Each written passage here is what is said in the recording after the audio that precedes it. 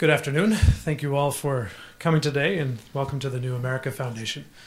My name is Patrick Doherty, and I'm the Deputy Director of the American Strategy Program here at New America, and I also co-direct our counterterrorism strategy initiative. Amjad is just coming in. Great. Great. We are thrilled to have with us here today our friend Ruprecht Polenz, who is the influential chairman of the Bundestag's Foreign Affairs Committee.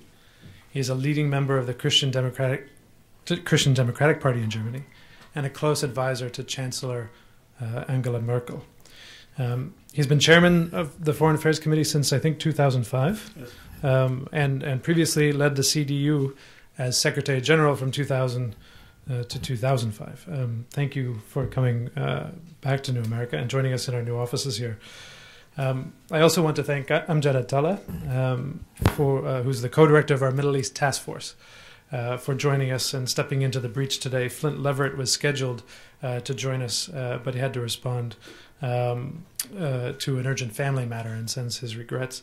Amjad, of course, works alongside Daniel Levy, and they co-direct together our Middle East Task Force.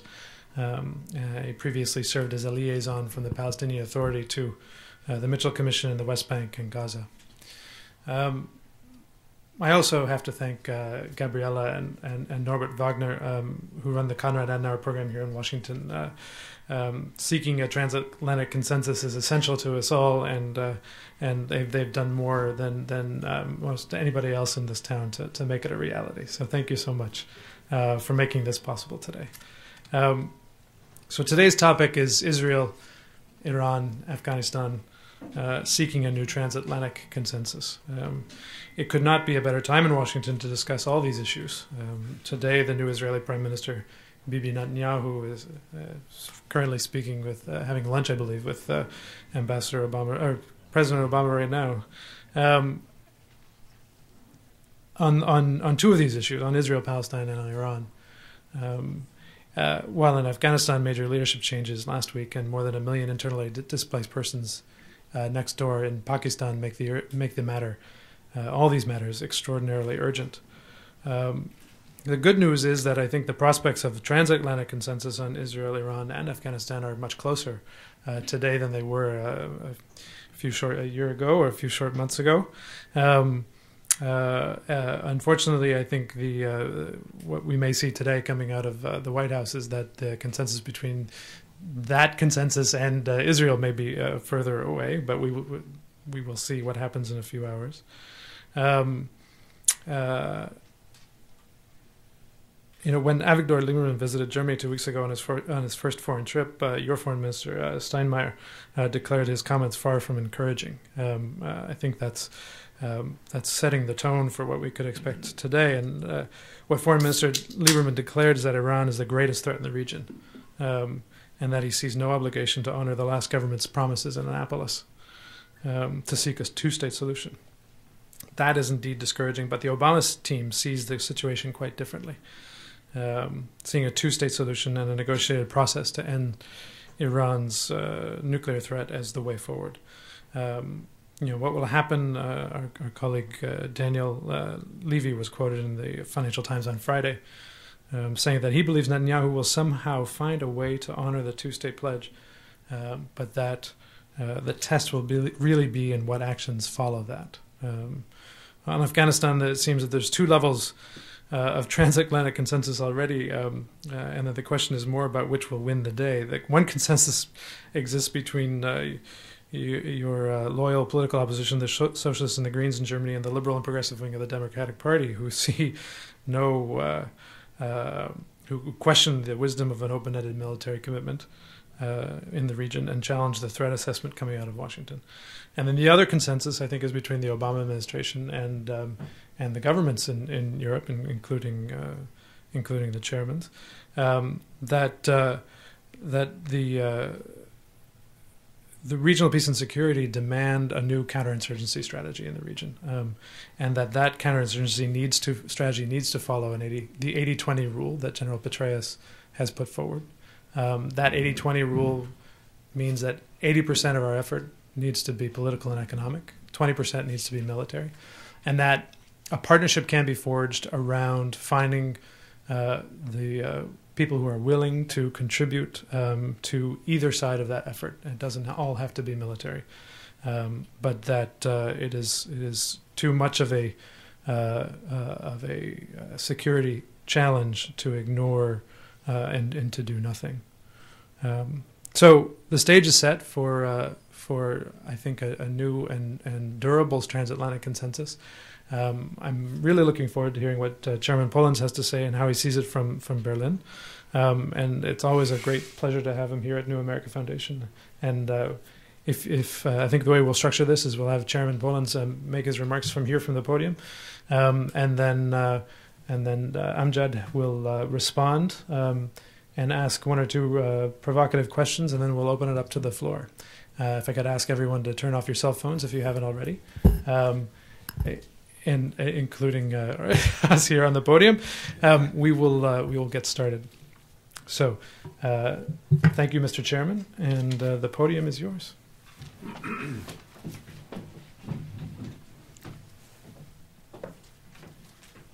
Thank you, Patrick, for this kind introduction, and thank you all for joining us to this discussion.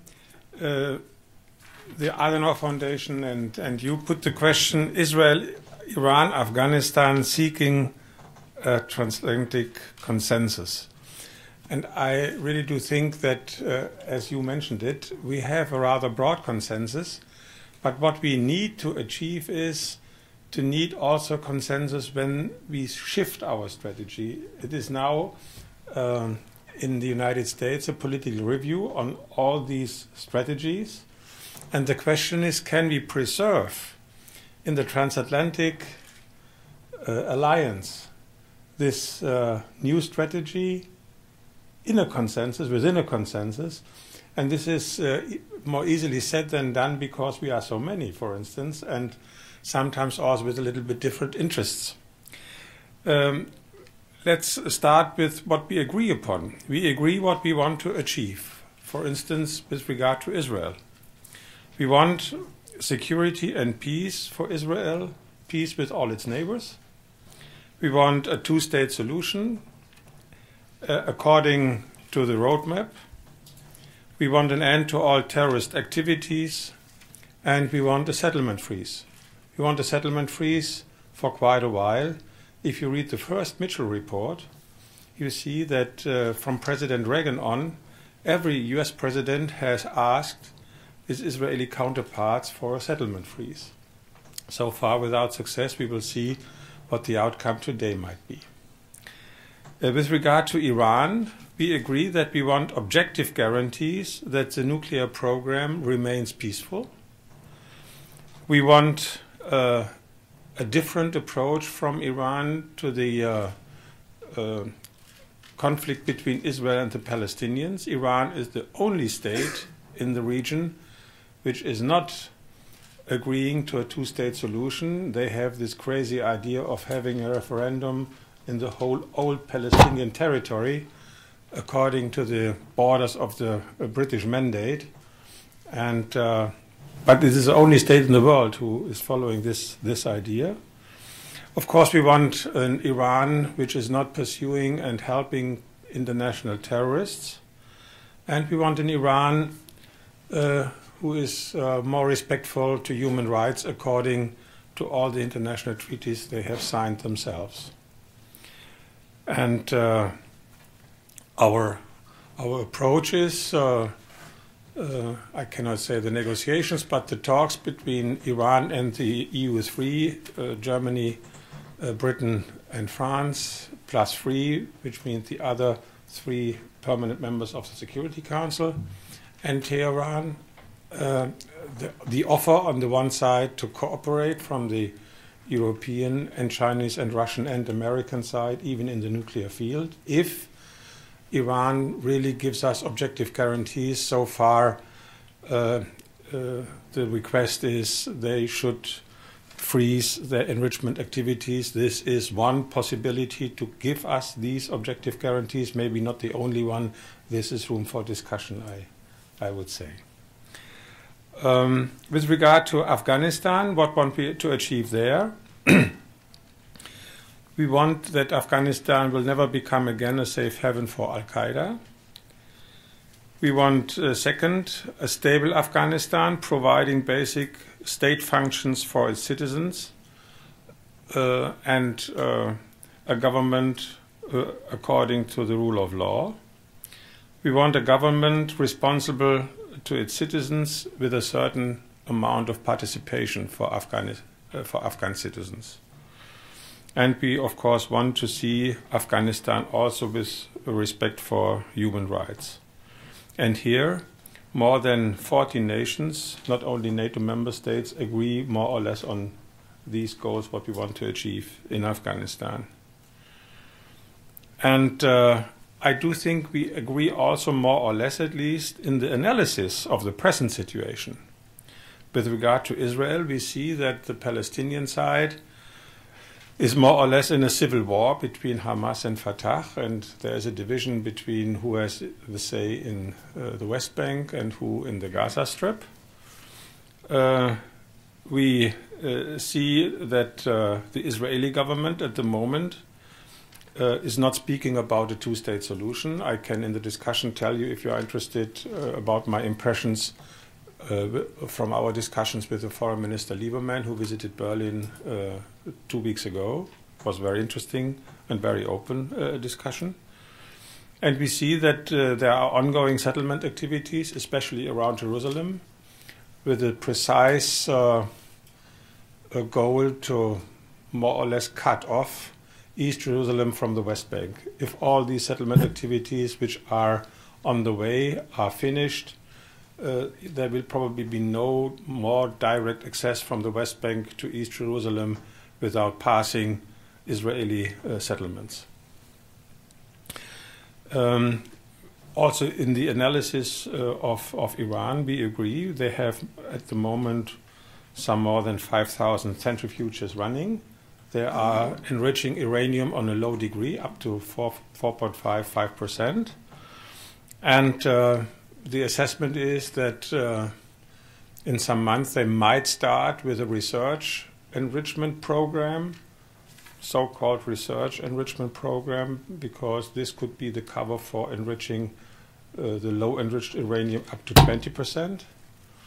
And I think there is also a broad agreement that Iran at least wants a so-called breakout capability, which means being able to construct a nuclear weapon in a very short time, let's say less than a year, where there are different assessments is if the Iranians really want to have nuclear weapons tests like Pakistan or India did it in the 80s.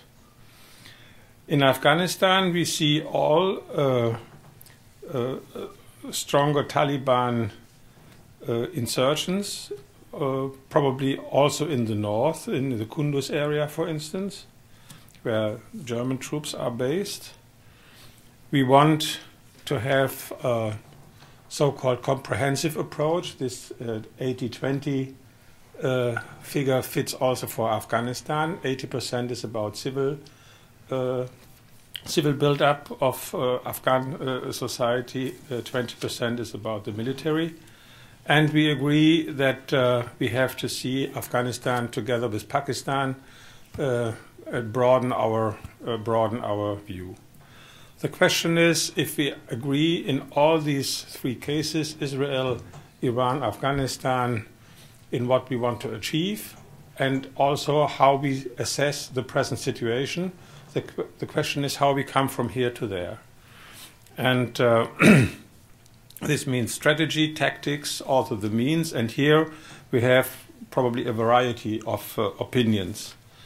One could say we need what I would describe as effective multilateralism, because not one state, even not the United States with Obama, is able to do all of these, solve all of these problems alone. But of course, in this kind of multilateralism, we need American leadership. And here, I can tell you that at least in the German foreign affairs discussion, we really appreciate the political review with broadening the view, the regional approach to all the three problems. And in my eyes, it was obvious that all the problems in the Middle East are interlinked to some extent. And because every problem is so difficult, we tended to put it in a basket to make it solvable, but we missed the interlinkages between Iran and Israel-Palestine, for instance, or the linkage also between Syria and Israel-Palestine. And we have to invent, and this is how to do it, a big question, a mechanism where we not only tackle the Israeli-Palestinian problem, the Iranian problem, maybe also the Afghanistan problem, but also the interlinkages between these problems. How to act, and we have to do it simultaneously. And this is, of course, not easy. And the question is, does the Helsinki process could be an idea how to establish a conference on security and stability in the Middle East with baskets and working groups and so on and so on. But the idea is that we need to have all the actors on the table on the same table and discussing their legitimate interests and bringing into the focus what every actor in the region wants to achieve.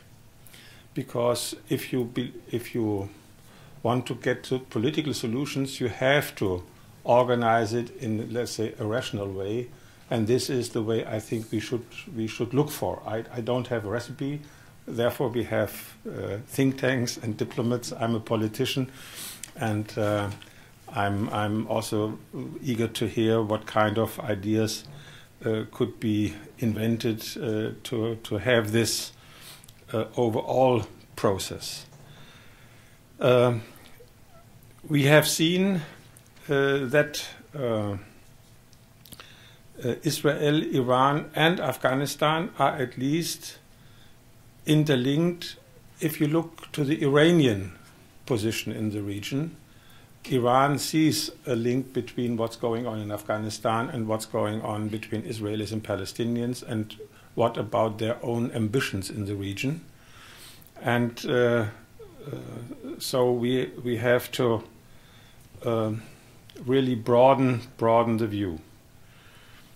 The regional approach, which will be, as far as I understood, the guideline for the Obama administration to deal with the Israeli-Palestinian problem, including the Arab League, for instance, encouraging the Arab League to be more concrete with their peace initiative, and then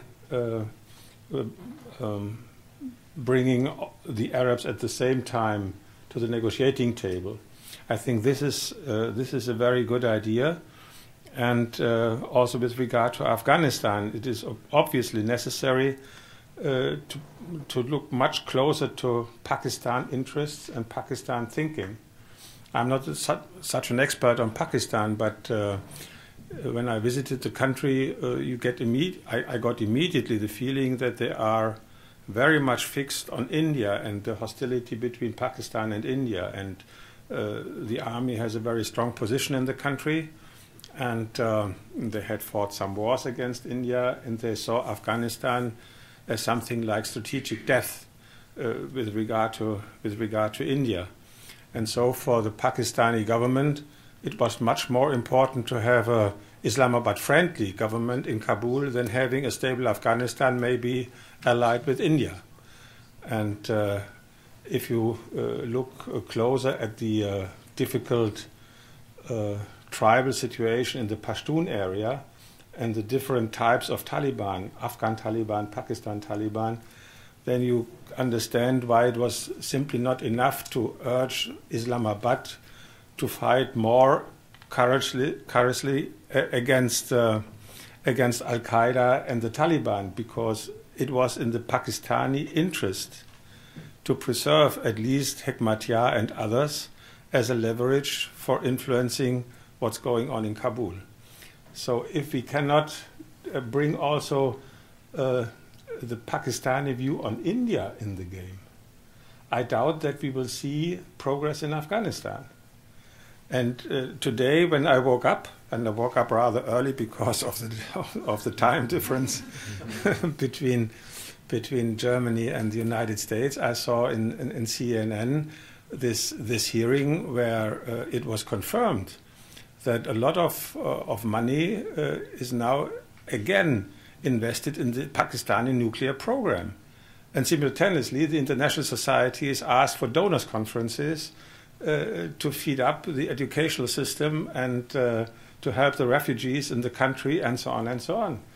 And this is, of course, because Pakistan still is looking what's going on in Delhi, and the match is Delhi, and this is what matters to the Pakistani government. And here I will make a final remark because I'm probably too long right now. I supported the US-Indian nuclear deal for several reasons. But I did not understand why the Pakistani concerns and the Pakistani disappointment about this deal was taken so easily. I would have liked much more if Pakistan would have given, let's say, a similar promise that if you are fulfilling the same conditions like India, you could come into the same procedures, for instance. Because my assessment is that the US-Indian nuclear nuclear deal is perceived in Pakistan in this mixture of conspiratory thinking. And you hear in Pakistan the craziest stories about how the US and India are working together to destabilize Pakistan, even if we have just the opposite in our legitimate interests. So we have to, if we are now rethinking our Afghanistan strategy and including more what is going on in Pakistan, we have to broaden the focus again on India and then probably also on China, because otherwise you cannot calm down Pakistan if you don't explain to the Pakistanis that the Indian approach is not because of Pakistan but because of China. So you see how complicated everything is, and without think tanks we could do nothing. Therefore, I'm very happy that I'm here and now I can listen to the much more sophisticated remarks from my colleague. Thank you very much for your attention. Thank you, Chairman. Thank you so much. I've asked Amjad to handle that question from. Really, I think the title of this should have been from the Mediterranean to the South China Sea. I think would have been a better title for this conversation. But Amjad, why don't you take whatever you'd like to grab onto there, and from your perspective, what Sure. did you hear today? Well, a couple. First, Chairman, thank you very much for the presentation. And I think there are a lot of people in the United States who very much appreciate not only Germany's alliance with the United States, but the friendship that it's shown the United States. We've had countries that have agreed with us on every single thing that we've done, and they haven't really helped our national security interests as much as those countries which have been able to tell us as friends when we're doing something against our own national security interests, this isn't really in your best interest and we're not going to help you make this mistake. And that's a strong advantage, I think, that your country and a few others have.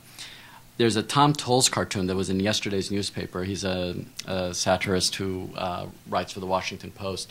And he had a cartoon in which Obama's sitting at a table and there's a round table and he has all his advisors. And the advisor on Afghanistan is saying, and our Afghanistan policy is a derivative of the Bush policy. And then the next one is the financial advisor. And he says, and our response to the financial crisis is a derivative of our policy on of the Bush policy. And then there's somebody on military tribunals, and he says, or something like that, our policy on civil rights and military tribunals or rule of law is a derivative of the Bush policy. And I forgot what the fourth one was. Now, and then the punchline at the bottom was another argument for regulating derivatives. Now, Iran could have been potentially on that list. Yeah. The president has certainly made a completely different tone towards Iran, but so far, U.S. policy hasn't necessarily changed towards Iran in terms of trying to negotiate a grand bargain, as my colleague Flint Leverett and Hilary Mann would have argued. So I wanted to ask you if you thought that, in fact, where we are is at a derivative of the previous 8 years, or whether you believe that it's necessary to have a fresh approach to this that's much broader and much more and much deeper. The other question I wanted to ask you about, we talked about a little bit before we got started on this. The Iranians obviously want a grand bargain with the United States from what they've argued in the past, and it seems from what they're expecting now. And they want to know that their strategic interests are going to be addressed. And you mentioned in some of the places where they converge, and there are obviously places where they diverge. Israel is one of them where they would diverge. Another one, which you didn't mention, I thought you could talk about a little bit, was energy policy. Mm-hmm. And what is it, especially with natural gas and the Iranians being able to be a distribution pipeline to the West, what you thought about that and what you thought the position should be. Now, a third thing that came up when you were talking was basically about the European-American partnership. In the past, on Middle Eastern issues, the United States has either effectively asked the Europeans to take the lead on something that the United States didn't want to really pay attention to, or it's asked the Europeans to subcontract a policy that the United States, say on the Israeli-Arab issue, in my opinion, oftentimes ask the Europeans, well, this is what we're going to starve Gaza. We're going to help Fatah in the West Bank. We need you to build the houses. We need you to build the roads. We need you to. And the policy hasn't been a true partnership as much as an awkward, more of an awkward embrace. Do you think that there's a possibility now under President Obama's leadership and with the heads of state that we have in Europe, do you think that there's a possibility of actually creating a true partnership and a true division of labor? And two places where there might be that division of labor where the United States is having trouble dealing with. One is, you mentioned, Palestinian disunity. Palestinian unity isn't something that is going to happen if we leave it to Fatah and Hamas any more than a Palestinian-Israeli agreement is going to happen if we leave it to Fatah and Likud. So obviously there's going to have to be outside facilitation and intervention and direction. Is there a role, you think, for Europe to play in promoting an end to Palestinian disunity? And you mentioned India and Pakistan's fear and paranoia maybe, or legitimate fear if you're a Pakistani, of India. Kashmir is the one word that the United States dropped from its diplomacy when we have lobbies in the United States, obviously, that they can influence the direction, and decided, although at the beginning there was some mention, I believe, of Kashmir, it was dropped when it was realized that it wasn't politically helpful in the United States. Is Kashmir someplace where Europe can play a role in helping to ease Pakistani concerns while not antagonizing Indian concerns? And then finally, I wanted to ask you your thoughts on Obama's approach to some problems seems to be to broaden them in order to effectively conclude them. So the Israeli-Palestinian conflict is no longer really a two-state goal, it's a 23-state goal. President Obama is going to try to get all 22 Arab states to sign peace agreements with Israel, which is a much better carrot for the Israelis to sign a peace agreement than to have them simply get out of the occupied territory and have a peace agreement with the Palestinians. But on Iran, there's been some talk by American officials that nuclear non-proliferation, President Obama himself when he was in Europe said the goal has to be a nuclear-free world. He broadened the whole goal of nuclear non-proliferation away from simply North Korea and Iran to include the entire world. And since then, there have been some American officials who've commented that it would be a good idea ultimately in the future for Pakistan, India, and Israel to sign the Nuclear Non-Proliferation Treaty.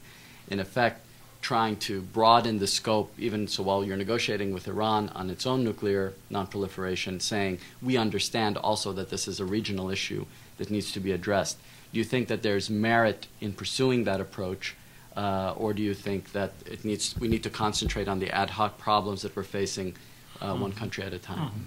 Mr. Chairman, this is what you get for introducing such a broad subject.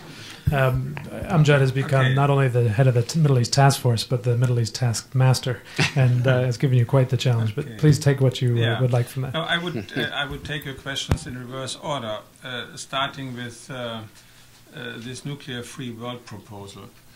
I think it is useful that Obama reminds all of us that in the NPT, in the Non-Proliferation Treaty, the goal of a nuclear-free world is in paragraph 1 or 2. This is the goal of the NPT, and it is forgotten. And he reminds us, yes, this is the goal.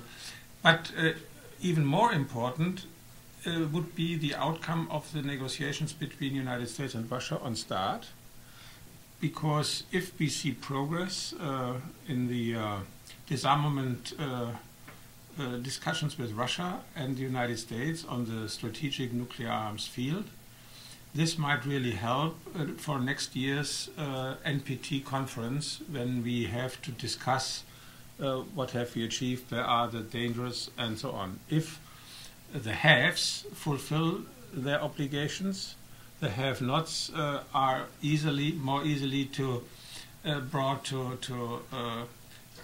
the proposals which are on the table from Baradei and others to strengthen the NPT regime. So there is this kind of link, and I think this can work, but we need, of course, even more with regard to the Baradei idea of having enrichment processes in the future more or less only on a multilateral basis, strengthening the control regime with the goal that, let's say, that the additional protocol became the standard procedure for every NPT country, and also making it not so easy to move out of the NPT within 3 months' notice. It's ridiculous. So we can make progress on these fields, which might be difficult enough if we see also the nuclear-armed countries on a reasonable way for disarmament, in my eyes. With regard to India, Pakistan, and Israel, it might be more difficult to have them joining the NPT. Here I'm not so optimistic. This will not be the case in the next few years, probably. But at the moment, I think it's more important to get the hurdles to leave the NPT a bit higher, and to strengthen the control regime within the NPT. Second question: Indian, Pakistan, Kashmir. Unfortunately, I don't see any significant European role to bring both countries here to a more reasonable approach. I don't see that Europe has any leverage. Of course, maybe we can start discussions, but I really don't see that the European Union can do here something substantial. I like the general idea that we should look for a division of labor if United States and Europe are working together. This subcontractor idea, or good cop, bad cop idea, or whatever, is usually a bit short-sighted. And there are things Europeans could do better, especially in the Middle East. But if we are in a position to unite the Palestinians or to help to unite them, I also do have my doubts. Here I do think the Arab influence, especially what the Egyptians are doing or the Saudis are doing, is more helpful than what the Europeans could do. It is interesting because the present situation leads to the argument, look, even if Israel would like to negotiate with the Palestinians at the moment, which is not really the case, with whom should we negotiate because the Palestinians are so deeply divided.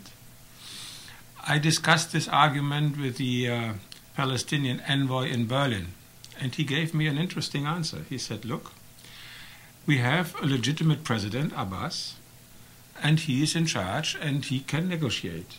And the result of the negotiations will, regardless how the internal tensions are or are not, by all means put to a referendum of all Palestinians. So finally, the Palestinians in the West Bank and in the Gaza Strip will have to decide in a referendum, and therefore negotiations ahead of this kind of referendum can take place. If the referendum fails, it fails, but this is not an argument, so he told me, to avoid negotiations. And I think at least it is an argument one can think upon. Interesting question, energy policy of Iran. Probably you all know the idea of having a pipeline from Iran via Pakistan towards India. I think this is really a project of high strategic importance. And if the US prioritize their interest, they could come to a different assessment than they have had up to now. Because up to now, the US say, no way, we are on a sanctions trip with Iran, and they get money from this pipeline, and this is not what we like to see. But we have seen in the remarks we exchanged how difficult Pakistan is, how much Pakistan is fixed on India, and bringing India and Pakistan in a certain kind of being dependent on each other. And in this way, with Pakistan in a key position, because the gas runs via Pakistan towards India, could be helpful. And therefore, it is always, we come to a point where you have to prioritize. It is not an idea I would raise without concerns, of course. But probably it's in politics like with my children. They don't get everything at once and simultaneously. So also here we have to prioritize. And I think at least one should think about this idea and bring it on the table if we are now talking, or you are hopefully now talking to the Iranians and to the Pakistanis, and changing this impression that this is a no-flyer from the beginning, as long as, and then come all the preconditions. The same is true with the European-Iranian energy relationship. We did not discuss because we focused on a broad range from Middle East to China. We didn't discuss European-Russian relations. But of course, not only the US are concerned about energy dependency of the European Union with regard to Russia, we discuss it ourselves as well. And one way to diminish this kind of dependency is Iranian gas. And the question also here is how to prioritize. And I really do see that our Iran policy so far is with Russia in our boat, but Russia has also different interests. Yes, they agree they don't want to see a nuclear-armed Iran, but they also want to see Iran allied with the West in general, and in particular not with the US. And they want to have their foot on the Persian Gulf. And if we pursue an Iran policy which pushes Iran towards Russia, I don't think this is in long-term European and US interest. And therefore, also here we should look, isn't also engagement a way to contain? Couldn't be engagement also a way to contain? Or is it only by imposing sanctions with all the difficulties sanctions have? At least this is what we have now to discuss when we make a review of our strategy. And yes, with regard to Iran, they are very much focused on the Iranian-US relationship, and I think it was very, very good that on the Iranian New Year, Obama made this message, and that now there are some developments underway. For instance, in the talks about the nuclear program, EU 3+3, the American willingness to participate in these negotiations, and also the readiness to have these discussions wherever they take place. This could lead to a discussion maybe also in Tehran. So there are elements which could really improve and bring some kind of let's say expectations also on the Iranian side that yes, it is really honest, and the Americans will discuss every point of concern, but we should not underestimate. It will be very, very difficult. There are some interests which are not to be brought into compromise. The U.S. will stay in the region and have to stay in the region, and the Iranians don't like exactly this.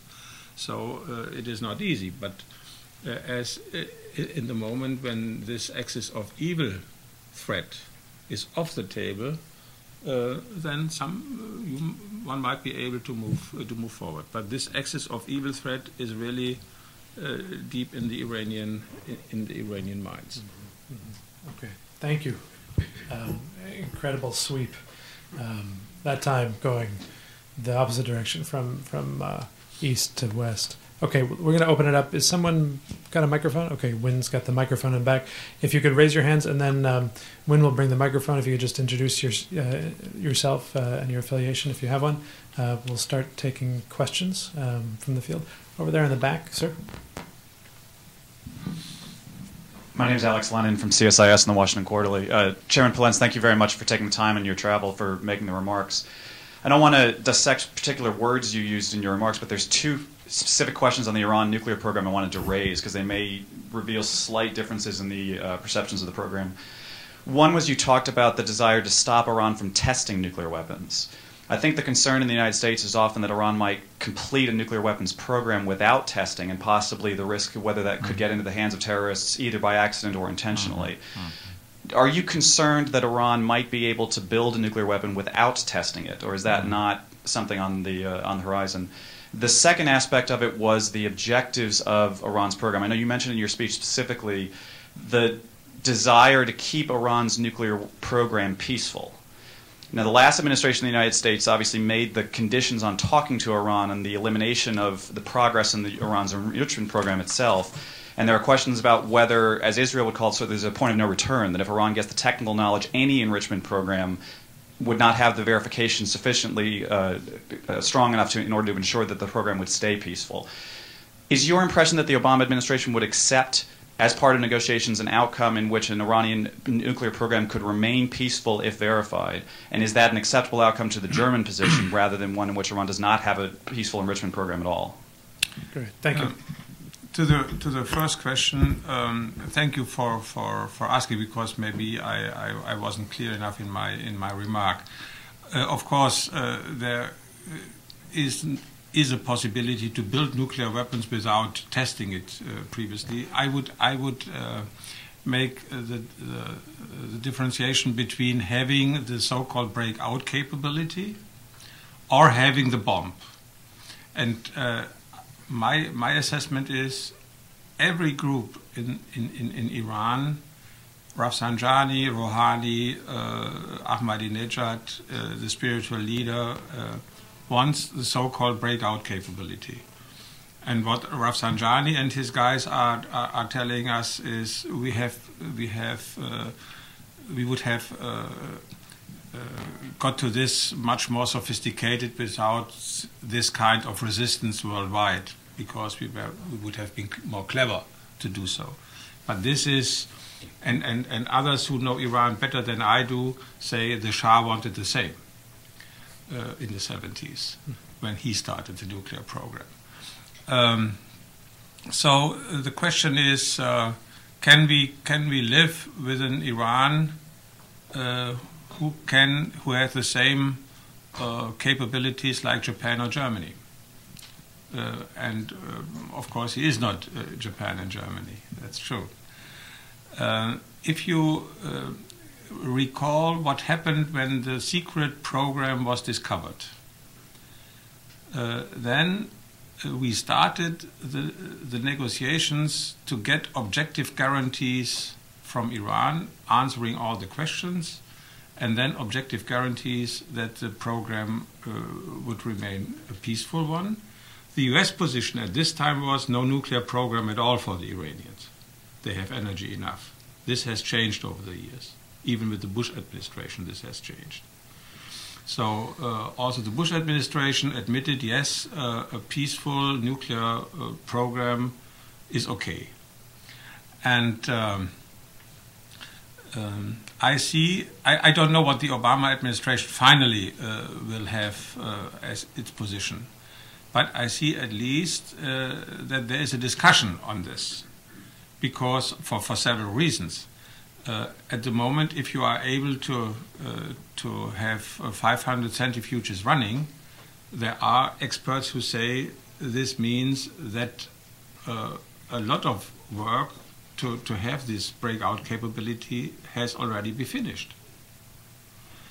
And so the question is, can you, isn't this point of no return just passed? I'm not such an expert in this field, but I think there is also some wisdom in this assessment. And at the moment, of course, we have this resolution of the Security Council, and we are now looking for this freeze for freeze, that negotiations can start. You know how difficult this is to achieve. But from the beginning, I personally was quite sure that the Iranians would never negotiate about what the NPT is allowing every NPT signatory country, peaceful use, and this includes enrichment, unfortunately. I think the good news, one of the pieces of good news on the enrichment program was brought to the light by our own Jeffrey Lewis, who runs our nuclear program here. We don't have an enrichment capability, but you understand it's a research program. But what Jeffrey and his colleagues have been able to discover is that the low enrichment program that Iran has been doing has failed to achieve its enrichment target, which demonstrates that they have some very significant problems in the enrichment process itself. And so moving up to the 20% enrichment target that you described before for the high enriched is going to be very difficult. So I think one good note is that we may not be as close there. Right here on the edge, and then we'll go inside.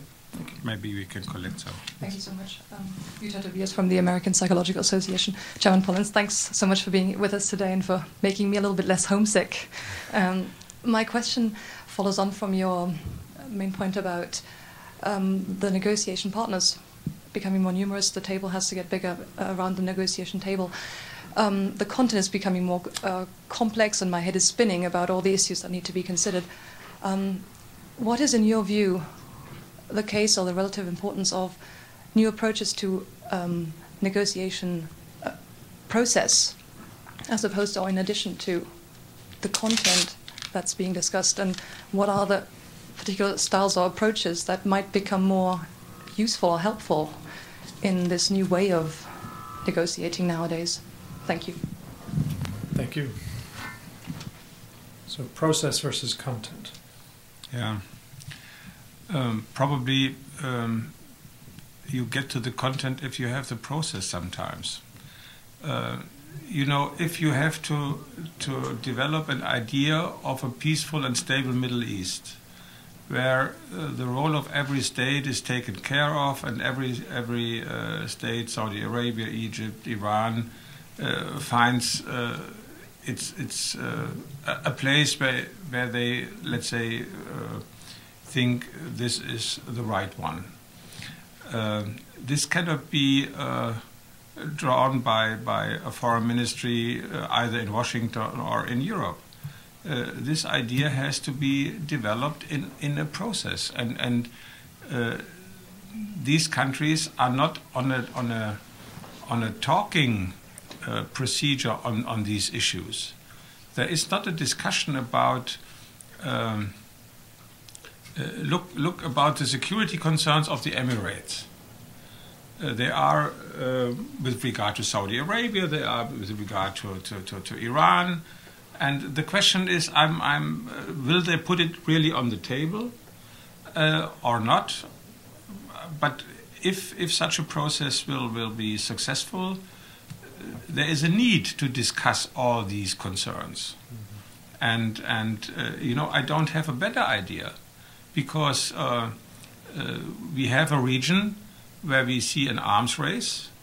We might be at the bridge on the nuclear arms race, because we have not discussed the question how the Iranian program is perceived in Saudi Arabia, Egypt, and elsewhere. If you remember the situation in the 80s when India made his nuclear test, Pakistan followed, let's say, 8 weeks later. This means they did not start in this 8 weeks' time their nuclear program. And the question, if I were in Cairo, I would think about the question: will the international community be able to avoid another country in the region with nuclear weapons or not? And will this be Iran, which is not a very friendly country towards Egypt and is also playing sometimes a role in the region which Egypt doesn't like very much, with regard to Hamas, for instance.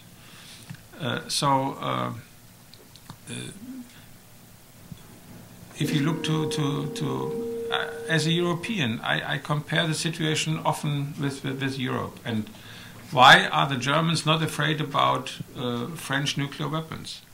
100 years ago, we wouldn't sleep at night if the French had nuclear weapons and Germany had not, because we were arch enemies. So you need this kind of a process also in the Middle East. Otherwise, you will see sooner or later one war after the other, as we have seen it in the past. In terms of getting to that process question, or that process point, you described it as a Helsinki-style process. What the United States tends to do is it reorganizes its structure as opposed to creating a bold new process. Mm-hmm. And it seems to me that a midpoint to get to something where you have a broad enough process would be to create European structures that can integrate well with the new American structures. How do you see that moving forward? Is Germany ready to work with Holbrooke, with Mitchell? I think we are, but the interesting point is, how is the vision of what we would like to achieve? There are thoughts. Iran is the biggest threat. Iran is Shiite. Let's side with the Sunnis and let's form a Sunni-Israel alliance against the Shiite Arabs, the Shiite Iranians. I think this is a crazy idea. It would never work, first. But of course, this is discussed. And it didn't work. It didn't work, and it will not work for many, many reasons. But nevertheless, you can read it in very intelligent analysis and papers. And therefore, in my eyes, the most important word is inclusive. We need an inclusive solution for the Middle East, including all, Israel and Iran. Otherwise, it would fail. And if you don't put this kind of vision as the goal which you want to achieve, then you are failing, because you have first defined the spoilers, because these are those you would like to exclude from this process. Great. Okay. Thank you. In back, actually, right behind you, Amina. Chairman Polenz, thank you so much for a very insightful and very wise overview. Too bad you can't be the world's foreign secretary. I'm going to ask a sort of rude question, if you'll forgive me. Given Germany's history, I mean, the U.S. is very handicapped when it deals with Israel. And given Germany's history, are you actually in a position to take the sort of tough stance that might be necessary to make for peace in that region. And why is it that no one is using financial... I mean, they've sanctioned Hamas. Why not Israel as well? I mean, I know this is a really provocative thing, but I mean, Israel's moral authority has eroded over the last decade, and in my view, it crashed recently after Gaza. I mean, they can't wish the Palestinians into the sea. It's not going to happen. So what can you as Europeans do, or who is going to find the solution where they can have peace? Germany has a special relationship with Israel. And I'm also always telling my Arab counterparts, we are not neutral in this conflict. We are siding with Israel if it comes to the question that Israel has to get security, stable borders. Israel is a democratic Jewish state in the region, and so on and so on. But the Palestinians, other Arab states know this German position, and it is not a problem for us with them. Just the other way around, because they say, yes, we know all this, but if you tell Israel this and this and this, they will listen maybe a bit more careful, and this is our obligation. And I have a very, very good and rather permanent talking relationship with the Israeli ambassador in Berlin, as his predecessor as well, and I'm going to Israel in 3 weeks from now. But because I'm always emphasizing these basics, I'm also criticizing very harshly the settlement policy of Israel. But I don't think that sanctions, for instance, from the German side or from the European Union side would be helpful. They would backfire. They would backfire. I'm not. You may realize I'm not very much in favor of sanctions at all. The sanctions policy, we could have another discussion about where it worked and where it did not work and whom it pleases. And we could have you back. I also run the Cuba program, so we could have you back. And whom not. So, but be it as it is, I think if we tell our impression, and my impression, for instance, for 30 years I'm traveling to Israel, the situation has worsened from time to time to time to time. Time is not on the Israeli side. Time is probably also not on the Palestinian side. They are in a lose-lose situation, both. And this is why we have no time to spare. And this is why it is so necessary that Obama starts with this very big foreign affairs issue and does not repeat the mistake of Clinton and Bush putting it on the end of his time. Could I just sure, follow up on please. Chairman, you mentioned in your first presentation about that you met Avigdor Lieberman recently, and that you had interesting and open conversations. And I think in the United States we use frank and open exchange of views to say when we disagreed with somebody when we had a diplomatic meeting. I don't know what exactly interesting and open means, but maybe you could tell us a little bit about that conversation. I mean, obviously Lieberman came pushing the Likud view on everything from settlements to concentration on Iran. What can you tell us about that conversation between Germany and Israel? He explained how he looks at the region, and that the Israeli-Palestinian conflict is not the central one in the region. In his eyes, the central conflict is between moderate Muslims and more extreme fundamentalist Muslims. And these fundamentalist Muslims are supported by Iran, and Iran is trying to get nuclear weapons, and therefore Iran is the main challenge, and we have first and foremost to deal with this challenge. And I asked him, look, I can agree that, yes, we are also very much concerned about the Iranian positions in the region and also about the nuclear program, but if you look more closely, you see that Iran uses very carefully and very deliberate the Israeli-Palestinian conflict to mobilize the Arab street and get the support of the Arab street and get pressure on the Arab governments who are seen as too weak and not outspoken enough, and so on and so on. So wouldn't you agree, I asked him, that progress between Israelis and Palestinians would diminish the Iranian abilities to influence the region? He didn't answer on this question.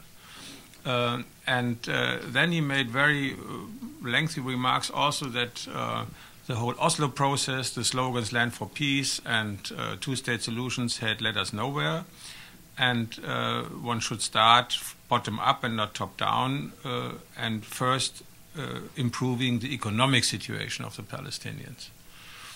And here I asked him if this could mean that Israel would lift roadblocks in the West Bank, because according to World Bank reports, the roadblocks are very much harming also economic development of the Palestinians in the West Bank. And here he said, interestingly, yes, in this regard, one could expect more from the new government than from the previous one, which probably is not so much because the previous government did not very much on this issue. But we will see. And hopefully this leads also to a more to different border regime with the Gaza Strip, because also here we need a freer flow of civilian goods and people in and out Gaza. Otherwise, there is no economic development in Gaza Strip, and this will also lead to further radicalization. And just giving you another example, what I'm discussing with my Israeli friends. If you look at the developments in Jerusalem, you see, and I have these figures from an Israeli book on Jerusalem, that the investment in schools in West Jerusalem is much higher per capita than in East Jerusalem.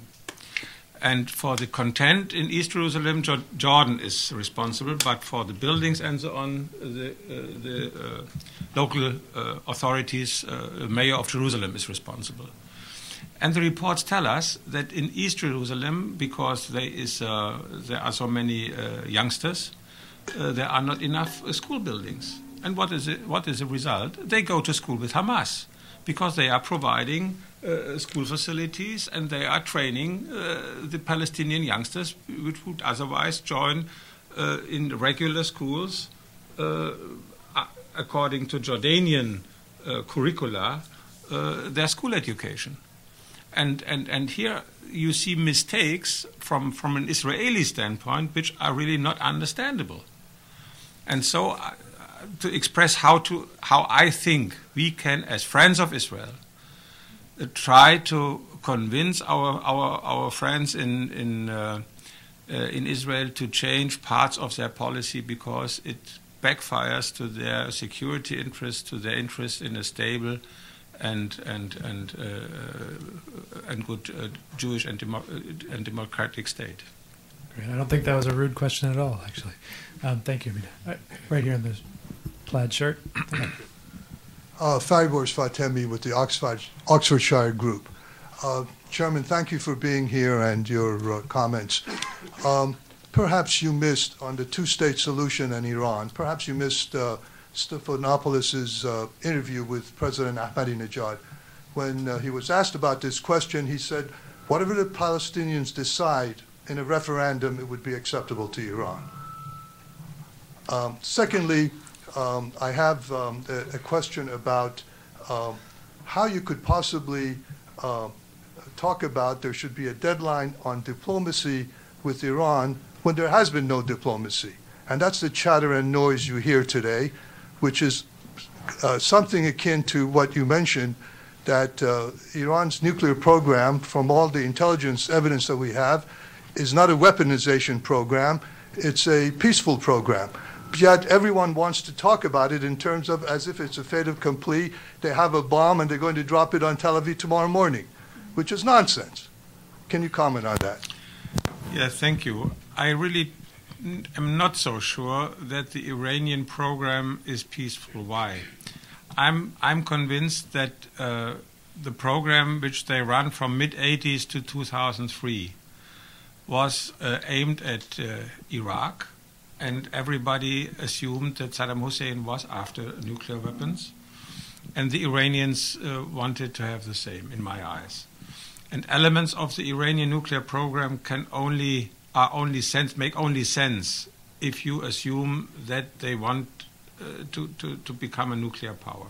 You have also to see their efforts to get ballistic missiles with wider and wider range, which only also makes sense if you put weapons of mass destruction ahead of them. So the question is, was there some change after Saddam Hussein was defeated? Or was it just switched because now the United States were seen as the threat, existential threat with regard to Iran? This is a question I cannot answer. But in this, in a topic with such a high risk, one should calculate very carefully, and as long as there is no real transparency, and I am following Baradei, who still has some not answered questions, I'm very skeptical. With regard to the Palestinian referendum, they would accept. When I discussed this issue with Iranians in, let's say, the late 90s, you could get the answer, okay, if everyone is fine with some kind of land for peace and two-state solutions, we will finally agree. Then this position changed to this referendum idea. What I have heard, and maybe you can check, is that Iran, when he hosted the Conference of Islamic States, this conference passed a resolution according to the Arab League initiative. Yes, this is true. And the Iranians did not agree because they hosted the conference. Right. This is probably the only document, international document, where the Iranians agreed, for whatever reason, to a two-state solution. I really would like to have this document because I want to confront my Iranian counterparts if I meet them again. And we actually printed it out. I'll make sure you get it. Fine. Great. Okay, another question. Right here, you've been patient. You've all been patient, and so has he. The Palestinians Thank told you. me this. Thank you. If you could identify yourself. Al Richmond, former State Department. I want to thank you for the complex way you've presented this issue. Some have speculated that while being cognizant of all the elements in the Middle East, we do have to set priorities as to where we step forward and try to make agreements on areas which might lead to further agreements. So it's sort of setting a, and it requires knowing the domestic state of affairs in each country. I wondered if you could say a few words as to priorities or stages we might go. Yeah, this is a very difficult question because I would add also about abilities and only mentioning the financial crisis, which is not broadening our possibilities probably. Yes, we have to prioritize, but on the other hand, we have to do very many things simultaneously to a large extent. I think the connection between the Israeli-Palestinian conflict, I would put this top on the agenda because this conflict is, let's say, the reference conflict for many recruitment of extreme Muslim people for fighting against the West. If we, of course, this will not end if we have a solution between Israel and the Palestinians, but it will be much more difficult. And second, I don't know how your assessment is, but there is a conviction that in Iraq the situation turned out to become better after the United States had made clear they would not stay there forever. And this is, I think, also a necessary signal to Afghanistan, because in Afghanistan we also see it as an argument for recruitment. We have to fight against the foreigners because otherwise they stay forever and we are not independent again. And this is also easier said than done, because on the other hand, there is also a growing fear that we might withdraw premature and leave the people who are now working together with us to rebuild Afghanistan, to teach women, for instance, with the Taliban. And of course this cannot happen, because not only for moral reasons, but also we might probably see in the 21st century some more missions comparable with Afghanistan, and no population would trust the international community and the United Nations if we are failing in Afghanistan.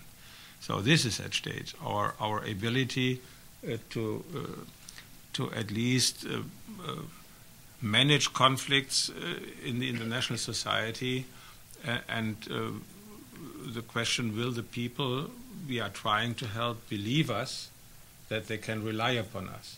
And usually, if you are dealing with failed states, you have a mentality which is trained by, don't put every egg in one basket, looking also for, if power is changing, what are my cards tomorrow?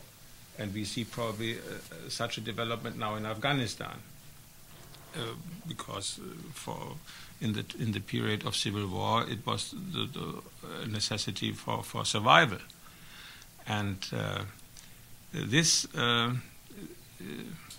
you know, we are in the 21st century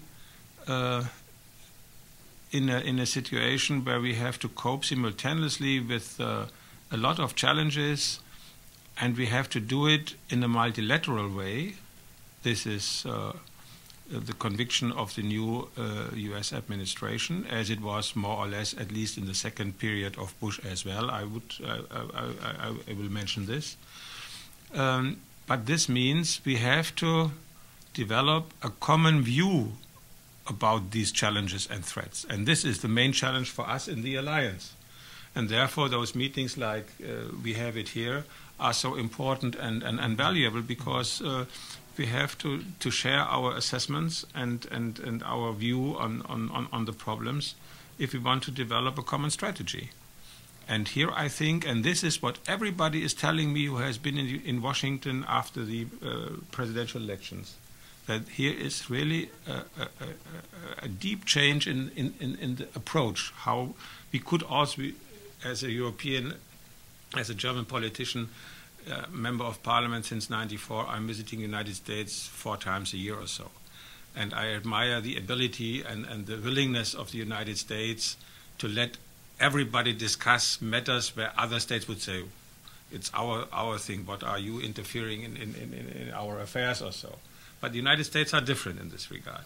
But at the moment we feel that there is really a willingness to listen, much more than before, and to learn, because we all see we don't have the recipe how it goes, and we are trying to put the best ideas together and then work on this. And so I really, because I have to look at my watch, I have to go to my next appointment. Thank you very much for inviting me. Hopefully it was interestingly enough to miss our lunch. Thank you, Mr. Chairman. This has been a real honor, a real pleasure to see you again. Thank you, Michael, and thank you, Gabriela and Norbert, for bringing the chairman to us again. And this is a real pleasure. I think we're well on our way. You've outlined, that we share a very common, a lot of common ground on how we see the situation. On the path going forward, I think the Transatlantic Alliance is I hope going to experience a renaissance over the next few years, can be one that is durable and not dependent on the political situation here in Washington. So, thank you all for joining us, and let's give them a round of applause. So, thank you so much.